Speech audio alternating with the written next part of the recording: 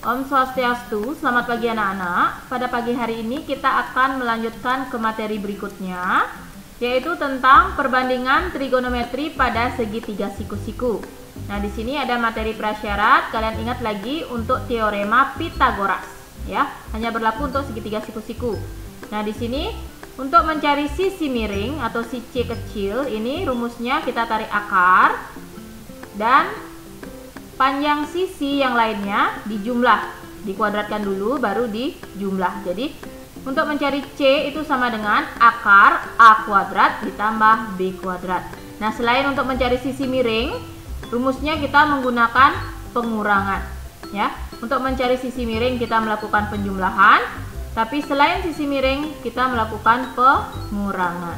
Diingat-ingat kembali teorema Pitagorasnya. Nah, di sini perbandingan trigonometri dalam segitiga siku-siku. Nah, di sini ada segitiga siku-siku yang berwarna hijau. Di sini ada alfa, itu adalah sudutnya. Nah, jika di hadapan sudut itu dinamakan sisi depan, ya. Di hadapan sudut alfa ini dinamakan sisi depannya. Kemudian di samping sudut alfa ini dinamakan sisi samping. Kemudian yang ini namanya sisi miring, ya. Depan, samping, miring. Yang miring selalu di hadapan sudut siku-siku. Di sini sudut siku-sikunya berarti di hadapannya dia selalu sisi miring. Nah, di sini kita akan mengenal yang namanya sinus, kosinus, dan tangen. Nah, untuk sinus A atau sin A itu rumusnya adalah depan per miring. Sin alfa itu adalah depan sudut per miring sudut. Nah, untuk cos alfa itu rumusnya ialah samping sudut per miring sudut. Dan tan alfa rumusnya adalah depan sudut per samping sudut. Nah, di sini lawan dari sin itu adalah kosekan. Nah, ada sin, ada kosekan. Kosekan itu lawannya dia kebalikannya, miring per depan. Kemudian ada sekan. Sekan itu lawan dari cos alfa. Ya, sekan alfa lawannya cos alfa. Itu adalah miring per samping. Kemudian ada kotangen, itu lawannya dari tangen. Kalau tangen depan per samping, kotangen itu adalah samping per depan. Perhatikan untuk contoh soal nomor 1. Tentukan nilai cos alfa dan kosekan alfa. Nah, di sini ada segitiga siku-siku, yang siku-siku di C dengan panjang C ke A 6, panjang C ke B itu 8. Nah, sudut alfanya di sini di titik A. Jadi untuk cos alfa itu adalah samping per miring, samping sudut per miring sudut. Nah, karena miringnya di sini belum diketahui, jadi kita cari pakai Pitagoras. Jadi untuk sisi miring itu sama dengan 8 kuadrat ditambah 6 kuadrat. Jadi 64 ditambah 36 itu 100, tarik akarnya itu adalah 10. Jadi masuk ke rumus cos adalah samping per miring, sampingnya 6, miringnya ketemu 10. Jadi 6 per 10. Jadi kita sederhanakan menjadi 3/5. Kemudian untuk kosekan sendiri, kosekan ialah miring per depan. Ya, jadi miringnya 10, depannya 8. Jadi sederhananya menjadi 5/4. Nah, untuk contoh soal nomor 2, diketahui segitiga PQR siku-siku di Q. Jika sin P nilainya 1/3, maka tentukan nilai tan P dikali sekan P. Nah, perhatikan pembahasannya. Kita buat segitiga siku-siku. Siku-sikunya di Q dengan nilai sin P itu 1/3. Kita letakkan dulu sudutnya. Sin P, berarti di sini sudutnya di P, ya. Di P berarti untuk sin itu adalah depan per miring. Berarti depannya 1, miringnya 3. Nah, kita cari untuk rumus tan, tangen P itu adalah depan per samping. Nah, depan sudut sudah ada 1, samping sudut belum ada, jadi kita cari dengan Pitagoras. Nah, untuk mencari sisi yang di samping berarti kita menggunakan rumus pengurangan, karena bukan mencari miring, ya. Kita mencari sisi sampingnya, yaitu 3 kuadrat dikurangi 1 kuadrat. Jadi hasilnya akar dari 8. Nah, akar 8 ini kita pecah. Akar 8 itu adalah 4 dikali 2. Cara mecahnya, cari satu bilangan kuadrat, satunya bilangan biasa. Ya, 8 itu adalah 4 kali 2. Jadi yang bisa keluar di sini adalah akar 4. Akar 4 itu adalah 2. Jadi hasilnya akar 8 itu sama dengan 2 akar 2. Nah, kemudian untuk tan P, tangan itu adalah depan per samping, jadi masukkan depannya 1, per sampingnya adalah 2 akar 2. Nah, di sini karena pecahan ya, penyebut tidak boleh dalam bentuk akar, maka kita kalikan dengan akar 2 per akar 2. Jadi atas kali atas, bawah kali bawah ya. Pembilang kali pembilang, penyebut kali penyebut. Jadi 1 dikali akar 2 itu adalah akar 2, kemudian 2 akar 2 dikali akar 2 menjadi 2 akar 4. Nah, akar 4-nya ini kan keluar ya, jadi 2. Maka hasilnya adalah akar 2 dibagi dengan 2 kali 2. Hasil akhirnya akar 2 per 4. Nah, jadi untuk tangan P sama dengan, nah akar 2 per 4 bisa kita tulis menjadi 1/4 akar 2. Kemudian untuk sekan P itu rumusnya miring per samping. Nah, miringnya tadi 3, berarti 3 per sampingnya adalah 2 akar 2. Maka di sini kita sama kalikan dengan akar 2 per akar 2. Jadi hasilnya 3 akar 2 per 4. Jadi untuk pertanyaannya, nilai tan P dikali sekan P tinggal dikalikan ya. Akar 2 per 4 dikali dengan 3 akar 2 per 4. Itu hasilnya, berarti ini akar 2 kali akar 2 kan akar 4. Akar 4 itu 2, berarti 3 dikali 2 per 4 kali 4 itu 16. Jadi di sini bisa kita sederhanakan menjadi 3 per 8.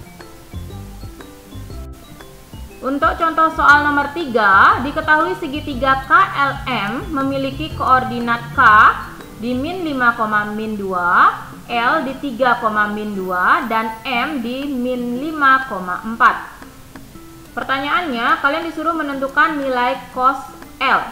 Nah, perhatikan, untuk cos L, kita sket dulu gambarnya ya. Letakkan titik-titiknya. K-nya di min 5,2, kemudian L-nya di 3, min 2, terakhir M-nya di min 5,4. Nah, ini terbentuk segitiga siku-siku, siku-sikunya di K, ya.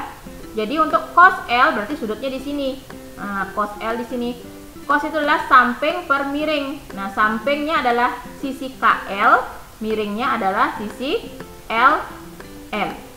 Jadi untuk panjang K ke L berarti dari min 5 menuju 3. Min 5 menuju 3 ini adalah 8 langkah, berarti panjangnya 8 satuan ya. Kemudian dari K ke M itu adalah dari min 2 menuju 4. Itu adalah 6 satuan ya. Jadi untuk sampingnya dia 8, depannya dia adalah 6. Karena cos itu memiliki rumus samping per miring, karena miring di sini belum diketahui, jadi kita cari ya. Untuk miring berarti 8 kuadrat ditambah 6 kuadrat, itu hasilnya adalah akar dari 100. Akar 100 itu 10. Nah, baru kita masukkan ke rumus cos L, itu sama dengan sampingnya 8, miringnya 10, jadi 8 per 10. Sederhananya ialah 4 per 5. Nah, untuk contoh soal nomor 4, perhatikan gambar berikut. Di sini ada segitiga sembarang PQR. Masing-masing panjangnya PQ 15, QR 13, RP atau PR panjangnya 8. Kalian disuruh menentukan nilai sin Q di sini, ya. Sin Q-nya. Jadi, kita buat garis bantu. Ya, garis bantu merupakan tinggi dari segitiga yang tegak lurus. Buat saja di sini titik bantu, titik A boleh, B boleh, terserah ya. Di sini Ibu buat titiknya titik A. Jadi panjang P ke R itu 8, P ke A kita misalkan saja X. Kemudian A ke Q itu adalah 15 dikurangi si PA. PA itu kan X ya, berarti 15 dikurangi X. Itu A ke Q. Kemudian R ke Q 13. Nah, pada segitiga RAP, ini ya, RAP, siku-siku di A, mencari panjang RA, ya, sisi tegaknya dia, berarti sisi miring kuadrat dikurangi dengan sisi salah satunya. Jadi, RA kuadrat itu sama dengan PR kuadrat dikurangi PA kuadrat. Jadi, RA kuadrat sama dengan 8 kuadrat dikurangi X kuadrat. Ya, 8 kuadrat itu 64 dikurangi X kuadrat. Kalian ketemu persamaan 1. Nah, kemudian perhatikan segitiga RAQ. RAQ.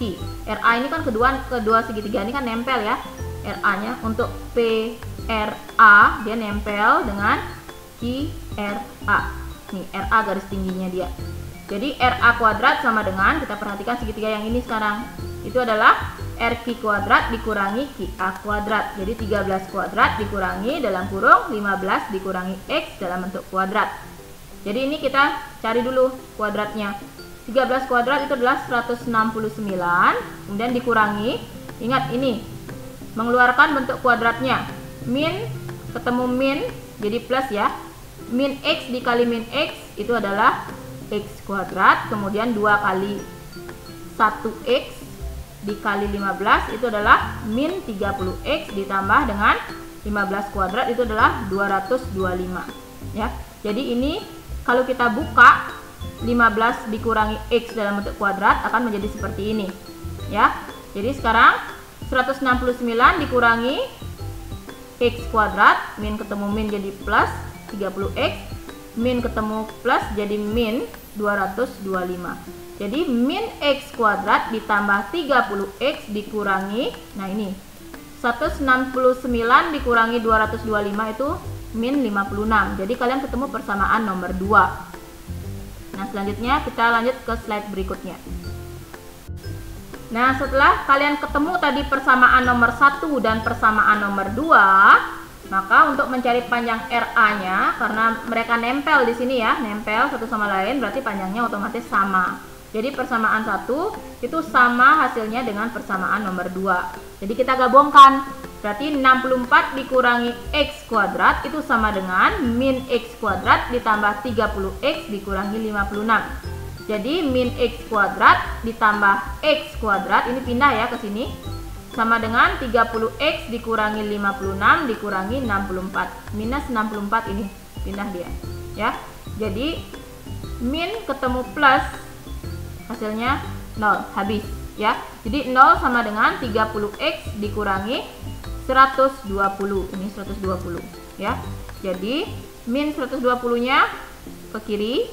Jadi 120 sama dengan 30X. Berarti 120 dibagi 30 itu adalah X-nya. Jadi X-nya ketemu 4. Nah, maka panjang RA itu adalah akar dari 64 dikurangi X kuadrat. Ya, jadi 64 dikurangi 4 kuadrat, 64 dikurangi 16 itu adalah 48. Jadi akar dari 48 ini kita pecah, satunya bilangan kuadrat, satunya bilangan biasa. 48 itu adalah 16 kali 3. Nah yang bisa keluar adalah akar 16, akar 16 nya itu adalah 4. Jadi akar 48 itu adalah 4 akar 3. Nah sehingga nilai dari sin Q itu adalah depan per miring. Nah depannya RA, miringnya RQ. Jadi kita masukkan 4 akar 3 per 13. Nah selanjutnya di sini ada 3 soal yang wajib kalian kerjakan sebagai latihan. Yang nomor 1, kalian disuruh menentukan nilai kosekan L dan kotan L. Ada 2 pertanyaan, nilai kosekan L dan kotan L. Kemudian yang nomor 2, kalian disuruh menentukan nilai sin B apabila diketahui B-nya itu sudut lancip. Berarti sudut lancip itu letaknya di kuadran pertama ya. Jika tan B-nya adalah 5 akar 11 per 11. Kemudian yang nomor 3, kalian disuruh menentukan nilai sin K dikali tan K apabila cos K-nya diketahui 1 per A. Nah sekian dulu untuk materi kita hari ini. Apabila ada yang kurang jelas atau kurang dimengerti tentang latihan soalnya, silahkan bertanya. Untuk hari ini Ibu cukupkan, dan untuk minggu depan kita akan lanjut ke perbandingan trigonometri untuk sudut-sudut berrelasi. Sekian dulu dan selamat belajar.